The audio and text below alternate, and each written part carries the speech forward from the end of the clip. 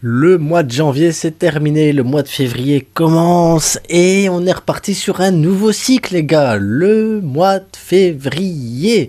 Alors qu'on a fait un mois de janvier exceptionnel les gars, j'ai pas peur, je pose même pas mes mots. Exceptionnel, 8 matchs, 8 victoires et pourtant, on a joué contre les deux meilleurs clubs de la capitale, on a joué contre le Royal Bus Sporting Club de Retafe, on a joué contre les Maçons de Gironne les gars, on a joué des matchs de coupe, on a joué des matchs compliqués, on a eu la finale de la Super Coupe, on a gagné un titre en janvier et le mois se termine. Alors, on a eu un gros match quand même au mois de janvier, c'était contre le Real Betis, le club qui nous a posé le plus de difficultés au mois de janvier. Et je vais vous spoiler les gars, c'est contre eux qu'on commence le mois de février. Donc avant-match, Barça, Betis. Le Betis, les gars, oui, le Betis, c'est le club qui nous a posé le plus de problèmes. Je sais pas si vous vous souvenez, c'était en janvier, c'était il y a pas si longtemps, 2-2 les gars, avec un Luis Enrique monstrueux contre nous. Mais quand je vous dis monstrueux, c'était monstrueux. Miranda, c'était le meilleur défenseur. Luis Felipe était le meilleur défenseur d'Europe. On avait Nabil Fekir qui avait fait un gros match aussi de son côté. Donc voilà, une belle équipe bien construite qui joue la plupart du temps 4-2-3-1. Donc voilà, et ça joue bien, ça joue au football. Même si contre Barcelone, le truc qu'il y a eu, c'est que ils ont joué défensivement avec des contres et à mon avis, on va se retrouver sur le même schéma. Mais après des contres cliniques, les gars, ils avaient fait 7 frappes cadrées et 2 buts.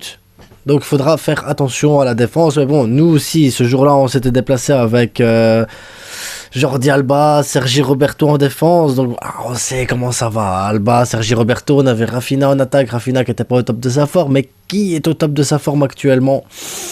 À part Dembélé qui est blessé, bon maintenant on a le retour de Robert Lewandowski qui a joué ce match-là, on avait Frenkie de Jong qui n'avait pas fait un gros match non plus contre eux, mais voilà. Ça tourne, ça change, c'est un autre match, c'est un autre contexte. Maintenant, c'est plus la coupe. En plus, la coupe, ça leur permettait de se donner à fond et d'aller chercher peut-être un titre ou une finale, quelque chose qui n'était plus arrivé pour eux depuis longtemps. Voilà, ça a été pour nous. Sur une séance de penalty où Ter Stegen, il avait été monstrueux à ce moment-là. Et maintenant, à nous de reproduire la même chose, mais en mieux. Oui, en mieux, parce que maintenant, on a notre formation, on a nos trucs. Oui, on a Dembélé blessé, mais voilà. Les 8 matchs où on a gagné, on avait la plupart du temps pas Robert Lewandowski. Cette fois-ci, ici, on le récupère à nouveau pour le championnat. Et malgré ces 3 absences, il reste quand même meilleur buteur de la Liga. Donc, l'importance de Robert Lewandowski est quand même là. L'importance, le poids qu'il apporte défensivement sur les défenses adverses est hyper importante. Et ça va nous faire du bien, les gars. Ça va nous faire du bien. Et j'ai une solution pour la formation. Et ça, je vous invite à regarder après. Restez à la vidéo. Restez jusqu'au bout.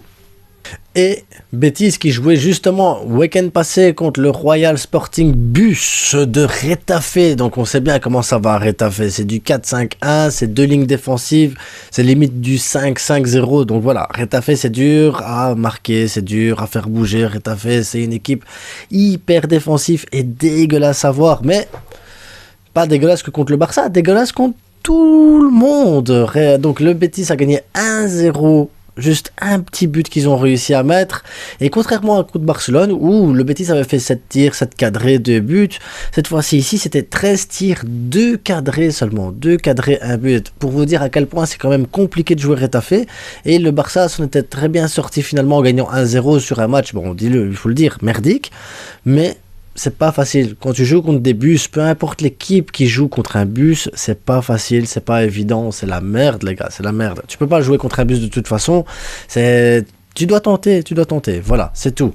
Et donc le Betis en était sorti avec un petit but. Donc le Barça se déplace au Betis qui est 6ème à 3 points des places européennes, les gars. Ils sont qu'à 3 points des places européennes, donc le Betis va donner sa vie, le Betis va tout tenter pour essayer de rejoindre l'Atlético Madrid. C'est-à-dire que vraiment, si le Betis gagne, il rattrape l'Atlético Madrid et ça va se battre pour les places de Ligue des Champions, les gars. Ça va se battre et on n'est pas là, le Betis n'est pas là pour rire. Ils vont sortir l'armada lourde, ils vont essayer de faire le maximum pour gagner et c'est pour ça qu'il nous faut une formation offensive, mais en même temps, notre point fort cette année, étrangement, c'est la défense. Donc, garder cette base solide en défense, parce que voilà, on peut pas se permettre de perdre des points, on peut pas se permettre quoi que ce soit. Surtout qu'on sait que Gavi et Busquets, ils sont à un carton jaune d'être suspendu pour un prochain match. On sait le caractère que Gavi a, on connaît le vice de Busquets, donc voilà, il y a toujours ce risque aussi de peut-être se retrouver sans Dembélé, sans Gavi, sans Busquets au prochain match, sans côté pour avoir une blessure ou un truc. En tout cas, je touche du bois, voilà, il y a du bois ici.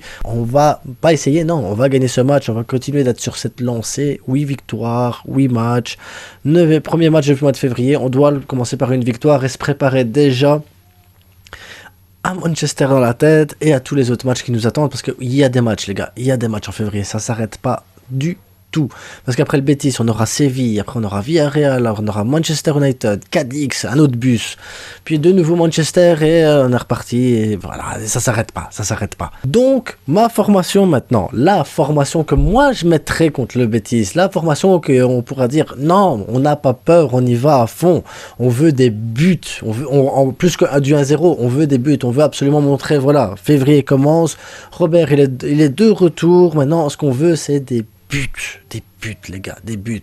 Que Ter Stegen continue à faire des clean sheets et que les attaquants se mettent à marquer un peu plus. Marre de compter sur Pedri pour à chaque fois marquer. Marre. Pedri c'est bien, mais il y en a d'autres. Et j'aimerais qu'ils se réveillent maintenant pour le début de la saison, parce que merde, on est sur une bonne ligne droite, on est devant le Real avec 5 points d'avance, on doit jouer sans complexe, on doit jouer notre football, on doit mettre la pression, on doit pas les laisser respirer, on doit juste pas laisser respirer l'adversaire, c'est tout. Donc, on y va pour la formation, les gars, vous êtes prêts? C'est maintenant. Wouh. Donc, moi je démarre avec la formation qu'il faut, les gars. La formation qu'il faut, c'est le 3-2-2-3. Avec, en défense, on change pas. Christensen, Aroro, Koundé. Parce que c'est les meilleurs, les gars. C'est juste les meilleurs défenseurs centraux d'Europe. Point. D'Europe. Je pèse mes mots. Alors, en milieu, pas de surprise, Busquets, Frenkie de Jong. Juste devant, Gavi, Pedri. Et ensuite, de gauche à droite pour l'attaque, Baldé, Robert Lewandowski, Ferran Torres qui a su se reposer. Oui, je mets Ferran Torres, mais je reviendrai là-dessus après. Donc, Baldé, pourquoi ailier gauche? Parce qu'en fait, Baldé, c'est pas réellement un ailier gauche, mais une sorte de piston comme ça qui va attaquer, défendre, et voilà. Vous savez comment ça va, hein. Il va prendre le rôle de Dembélé, mais avec une phase un peu plus défensive où on lui demandera de revenir défensivement, quoi, simplement. Et Gavi qui prendra à ce moment-là entre l'attaquant et le défenseur, voilà, qui monte là entre les lignes pour essayer de pousser, pour mettre le pressing. Pedri, pareil de l'autre côté. À droite, Ferran Torres pour justement essayer, parce que Ferran Torres il sait bouger, il sait faire les mouvements, il sait faire les trucs, il sait chercher les bons espaces.